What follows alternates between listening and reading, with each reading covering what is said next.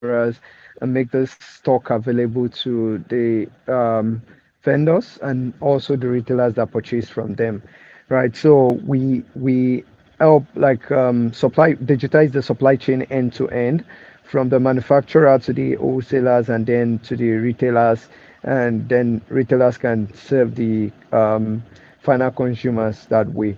So that's what we are, a B2B marketplace. All right, great. So I want to ask, you said you actually digitize it end to end. What do you mean by digitizing it end to end? How do you do that? What can Oh, you do? all right, all right. Thank you so much. So it all starts with the very traditional means of doing business, right? Some of the things we found that is the basic way that businesses run today is that when a manufacturer produces goods, especially consumer goods, it goes through a lot of players. First, there's the manufacturer who then sells in very large quantities to distributors. And then distributors also have ready off takers that are called wholesalers. In some cases, we also even have sub distributors before it gets to wholesalers. And then wholesalers even have, in some cases, sub wholesalers who won't buy as much quantity, and then finally gets to the retailers. The retailers are, the ShopRite, the um, supermarkets, and also we have the smaller shops like typical mom and pop shops, where the corner shops, the neighborhood shops, all of these are categories of retailers. So one of the major problem with that is that the longer the supply chain is, the costlier and ineffective it becomes. I'll give you an instance. There are products today that are intended to come to the final consumers at an RRP of around 500 naira, but today the final consumers are buying it as high as 800 naira, 1000 naira. That's because there are a lot of players within the supply chain. So our solution to that is we're trying to reimagine the flow, right, from how the goods go from the manufacturers to the retailers and then get into the final consumer, because we discovered that one of the major reasons why manufacturers cannot work with retailers is because retailers don't have the purchasing power to buy as much as a distributor will buy.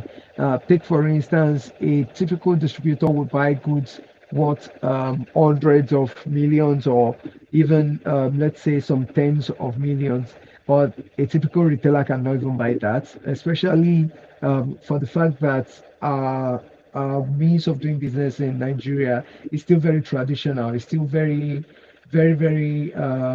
primitive, for the lack of better word. So it becomes difficult for those small businesses to buy high quantities. So what we developed is a marketplace where, whether you are a retailer or you are an wholesaler or you're a distributor or sub-distributor, you can actually use technology to bridge the gap between the demand and the supply. And these things are very practical. They are very practical issues we're trying to solve. For instance, you'd see a concentration in major markets like Okeari, major markets like Eco Market, where companies, manufacturers, they send out their van sales representatives, send out their sales rep to go into this big market to try and find customers. While in other parts of Lagos, there are ready customers who want to buy the product but don't have the access to it. So basically, what we're doing is bridging the gap between the supply and the demand using the power of technology. So if someone has the product, whether you're a distributor, an wholesaler, or sub wholesaler, whatever category you fall in, you have the goods to sell. There are people who also want to buy from you. So it's simple, like creating a virtual marketplace where everyone can buy and sell.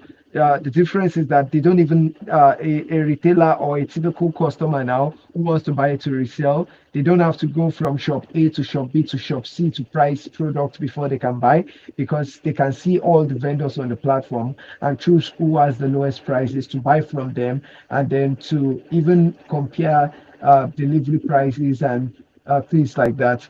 Now, in addition to that, we also are in some way a kind of e-distributor ourselves because we buy some of these products from the manufacturers directly, and that makes it possible for us to be able to offer it at lower prices.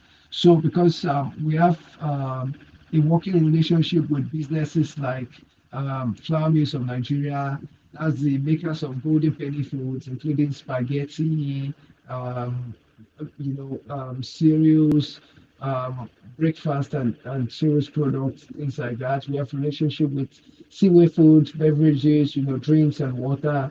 We have relationship with some of these businesses. So it means that we can actually buy from them, list on the marketplace and get it sold at lower prices. And also now in return, we can give these manufacturers insight into where they are getting the most of the sales, especially from this digital offtake. So that's like what I mean from by saying from end to end, we're digitizing the supply chain. Okay, that's great. So my question now is, you say sometimes you can also be that bridge where you buy from the manufacturer. Does it mean you spend in terms of hundreds of millions to get as much as possible to get down to, how do you do that? Mm, Great question. Right. So I'll say first that the dynamics are changing. Like, unlike before, when if you wanted to start a business, let's say you were planning to go into a business relationship with, uh, you know, businesses like Coca-Cola, for instance, some of our partners today, you need a very large warehouse. You need, like you rightly said, millions, hundreds of millions of naira to get that business started. Things have rapidly changed today, and that's because of the entrance of new players like the likes of Jumia, Glovo, the likes of Mano, who cannot buy as high quantity as these other businesses, not because they don't have the money to buy it, but because the model is different. So we see businesses now establishing a new path for e-commerce businesses, something like the same line with modern trade, but unlike unlike traditional buyers that are usually placed on targets on millions of naira daily or weekly, we have much lower thresholds. And so that gives us some form of flexibility in the numbers we can buy. So, number one, to answer your question, no, we don't spend hundreds of millions to buy products. Rather, yes, we buy in millions of naira, but not as much as traditional distributors would do. And then the other advantage is that we now have some of these manufacturers who give us credit line. So this credit line can range from as low as 5 million naira to as high as 40 million naira, depending on what kind of relationship we have with those businesses. So that means that while we are still capital intensive, we are not as intensive as some other businesses, as the traditional businesses, so to say. Yeah. Okay, so how do you acquire new customers? Oh, great question. Thank you for that. Right. So we have a very simple approach, and the fact is we use various points um, of customer acquisition. One of it being digital marketing. Of course, we do social media adverts, and the reason is simple because many of our customers today, there are still people who they visit social media, make inquiries about business. Some of them join social media groups like Facebook groups, WhatsApp groups, seeking for best prices. So it's simpler for us to, and it's far cost effective to advertise on social media. So digital marketing is one of those means we get customers. Or we also use direct marketing, word of mouth. So in some cases, we go into some major market, introduce products we sell, products we have access to. We introduce them to these customers to show them what we can sell to them. And then, of course, one of the major winning points is the price point. We also use referrals, right? from our past customers with, or let me say, already existing customers. They refer other friends or colleagues, people in the same business lines. They refer them to us. So those are some of the touch points we use to acquire new customers. All right, great. So in terms of profitability, will you say supplier is profitable now, or you're still spending more to acquire customers? Okay, great question. Right, so to answer that question in a very straightforward manner, yes, we are profitable, right? And okay, so some other points to profitability in our books, we are profitable, right? In the actual operations, we are profitable.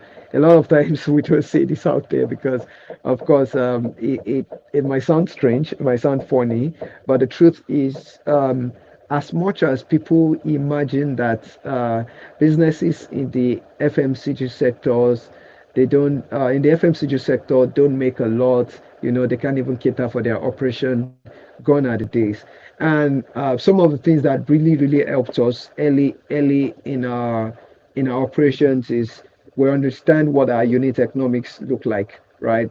It's about, of course, unlike electronics businesses where you buy a TV set, you buy 100 TV sets, and then you can resell and make as high as 10 million on that particular stock.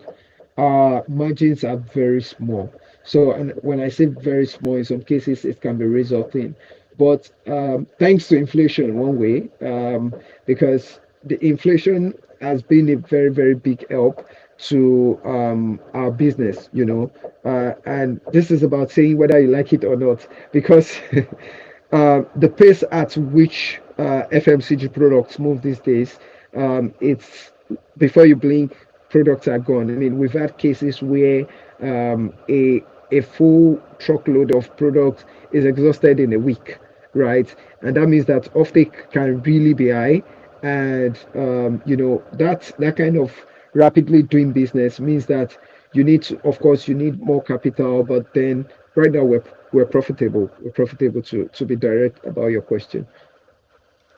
How do you streamline your operations to get the profit? Is it like you have a minimum amount of staffs that make your you to be profitable? Because we know that since the margin is very small, and you said operations might be a little bit difficult.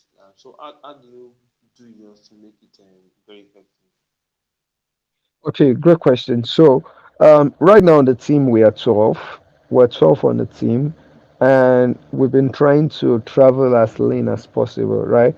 I know that many people will say for a startup, 12 is a big number, right? But then for us, it's well within our manageable extent.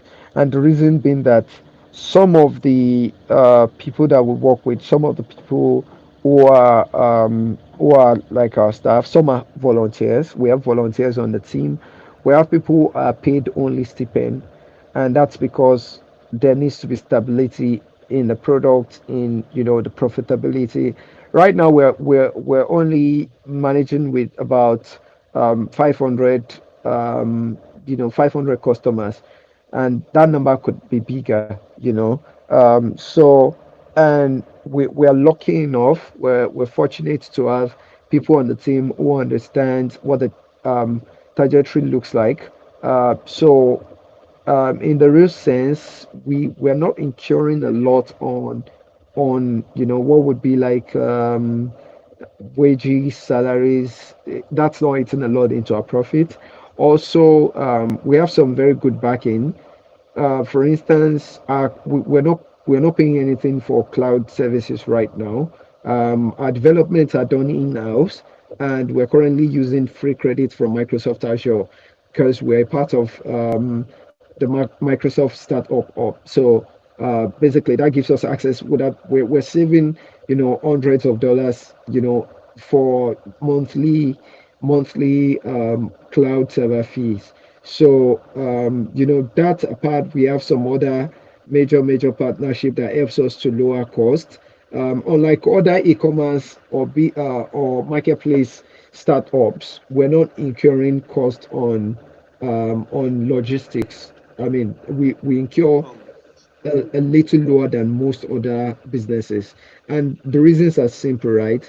Most of our manufacturers bring the products to us, right? So I wouldn't need to pay a dime to get products from Seaway or to bring products from flour mills of Nigeria. They are delivered to our warehouse. And then because of the kind of relationship we have even with our customers, because of the low prices we're giving our customers, many of them, if they're come, we have people who come from as far as Ikorodu in Lagos to Oworo Shoki, where we have one of our warehouses, and the, that customer would be able to cover our own cost of delivery because we are already giving her very low prices, right? So it's all about reimagining where the costs are going, where is the money going, what's going to cost you. Because I mean, if like every other e-commerce startup we want to promise free delivery to everybody, then maybe by now we're going to even be struggling than to keep our business running.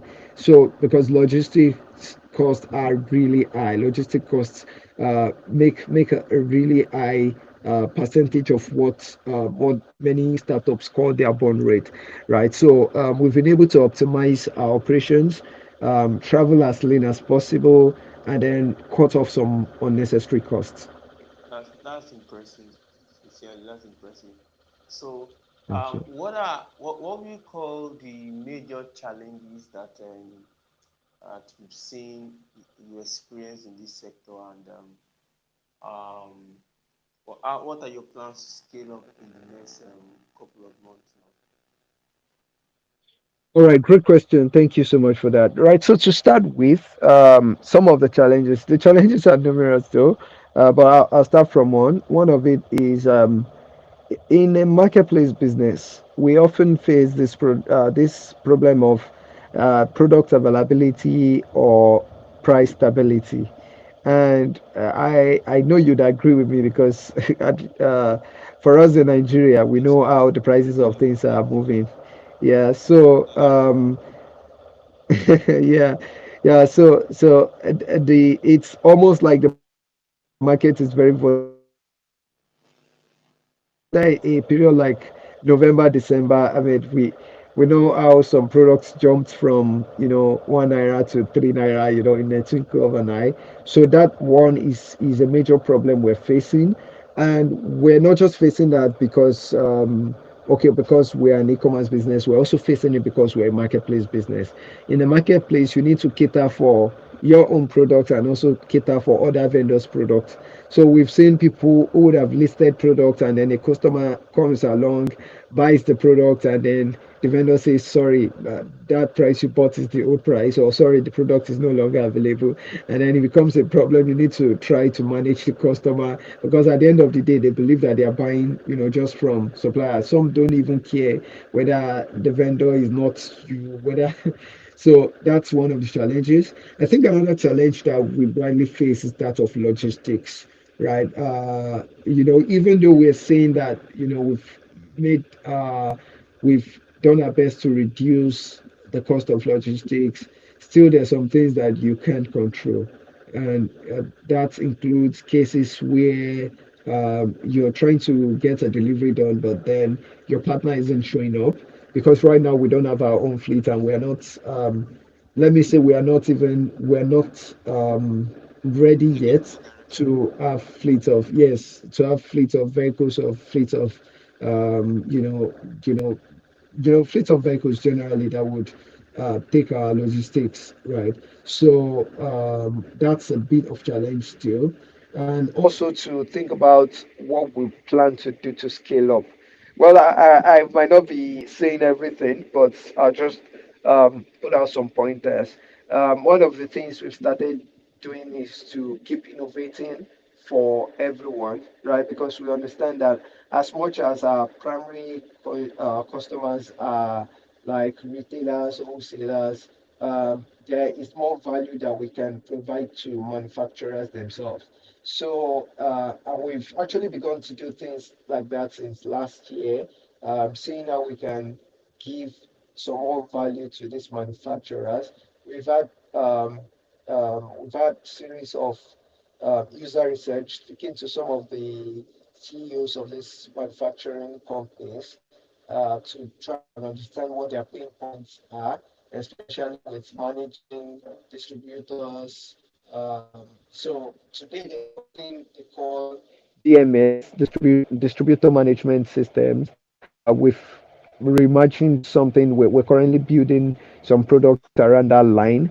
So yes, in terms of scaling up, it's about seeing how to penetrate multinationals. Apart from being their customers, we also need to fast track turning them also into customers.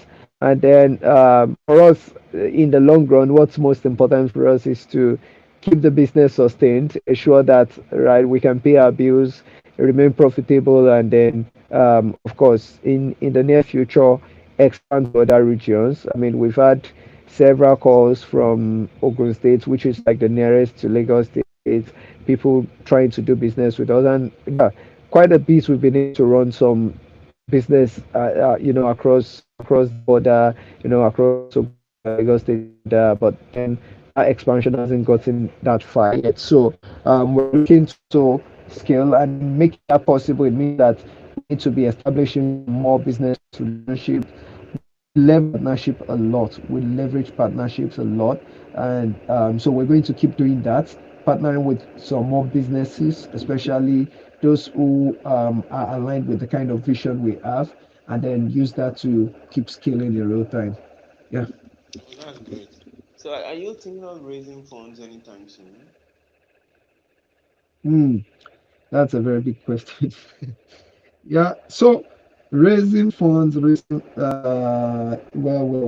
used to be at the top of our list, sometimes last year.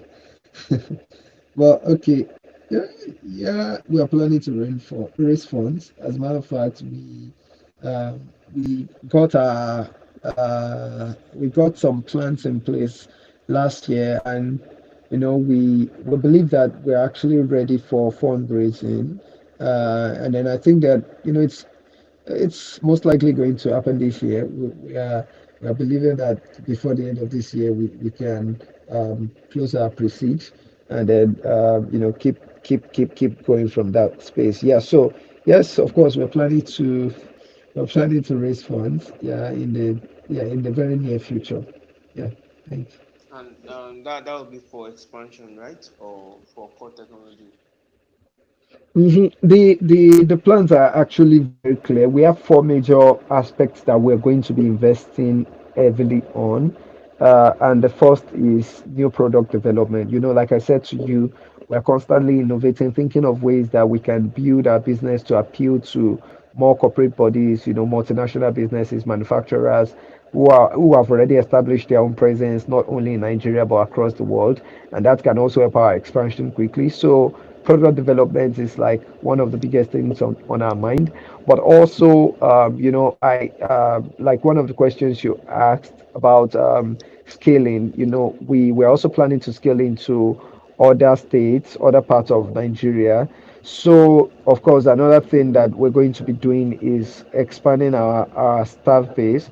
That's like employing more expanded the workforce.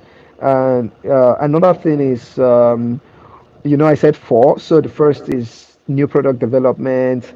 Next, we have the workforce expansion. We are also going to be investing in marketing. And then the final part is, which is probably the most important, our operations in terms of sourcing for the inventories. Of course, our business is also capital intensive. So, yeah, those are the four major points we're looking to strengthen as we move on. Oh, great. So I really enjoyed this. Thank you for the time. Thank you for the Yeah, time. yeah. It's really nice. Thank you. I really Yeah. appreciate it.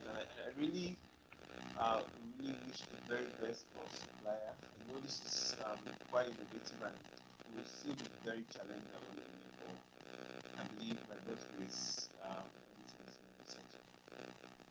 Yeah. Yeah. Thank you so Thank much. you. Thank you. I appreciate you taking out the time to have me on the call today. and I hope that you enjoy the rest of your evening. All right, no problem. Yep. All right. Thank you. Thank you. Bye.